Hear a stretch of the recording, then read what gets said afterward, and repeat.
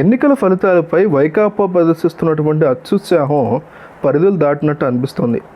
ఏకంగా జగన్మోహన్ రెడ్డి ముఖ్యమంత్రి అంటూ నేమ్ ప్లేట్ కూడా చేయించి పెట్టుకున్నటువంటి ఒక ఫోటో వైరల్ అయిన సంగతి తెలిసిందే.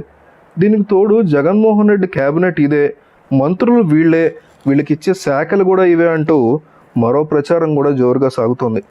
ఇందరిలో నగరి ఎమ్మెల్యే రోజాకి హోంశాఖ ఇస్తారని కూడా సోషల్ మీడియాలో ప్రచారం జరుగుతోంది.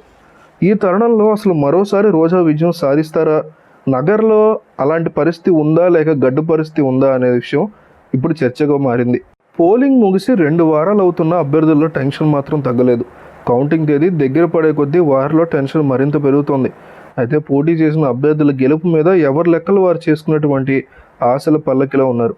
నగర నియోజకవర్గంలో 5 మండలాలైనటువంటి నగరి, పుత్తూరు, వడమాలపేట, నిండ్ర, విజయపురంలో 231 పోలింగ్ కేంద్రాల్లో ఈ నెల 11వ తేదీన 167,000 మంది ఓటర్లు తమ హక్కును వినియోగించుకున్నారు. ఈ సార్వత్రిక ఎన్నికల్లో ఈవీఎంలో ఓటర్ల సహనాన్ని పరీక్షించిన గత ఎన్నికల కంటే ఈ ఎన్నికల్లో 1% అధికంగా ఓట్లు పోలయ్యాయి. ఇందులో మహిళలు 85% మంది కాగా పురుష ఓటర్లు 82% మంది ఉన్నారు. ప్రతి మండలంలోనూ మహిళా ఓటర్లదే పైచేయి ఉండగా ఇక ప్రధాన పార్టీలైన టీడీపీ, వైకాపా గెలుపు మీద ధీమాను వ్యక్తం చేస్తున్నాయి. ఎన్నికల్లో పోలింగ్ సరళ మీద సీఎం చంద్రబాబు చేపడుతున్న సమీక్షలో కూడా దాదాపు 6,000 ఆధిక్యంతో తమ పార్టీ గెలుపు సాధిస్తుందని అభ్యర్థి భానుప్రకాష్ ప్రతి బూత్లో అంచనాను తయారు చేస్తున్నారు. వడమాలపేట మండలంలో ప్రతిసారి ప్రత్యర్థి పార్టీకి ఆధిక్యం వస్తుందని, అయితే ఈసారి అంచనా తలకిందులయ్యే అవకాశం ఉందని టీడీపీ భావిస్తోంది. పుత్తూరు, నగలి మున్సిపల్ పరిధిలో కూడా ఆధిక్యం వస్తుందని, చివరికి నిండ్ర, విజయపురం మండలాల్లో కూడా స్వల్ప ఆధిక్యంతో గెలుపు సాధిస్తామని అంచనా వేస్తున్నారు. అయితే ఇందుకు భిన్నంగా ప్రత్యర్థి పార్టీ అంచనాలు వేస్తోంది.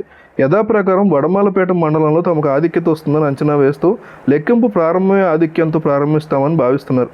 పుత్తూరు, నగర రూరల్ పరిధిలో వచ్చేటువంటి అధిక ఆధిక్యంతో దూసుకుపోతూ నిండ్ర, విజయపురం మండలాల్లో స్వల్ప ఆధిక్యంతో దాదాపు 6,000గా గెలుపు సాధిస్తామని అంచనా వేస్తున్నారు. అయితే ప్రభుత్వం ఇబ్బడి ముబ్బడిగా ఇచ్చినటువంటి సంక్షేమ పథకాన్ని చివరిలో ఇరు పార్టీలు ఇచ్చినటువంటి తాంబూలాన్ని తీసుకున్న ఓటర్ మాత్రం గుమ్మనంగా చోద్యం చూస్తున్నాడు.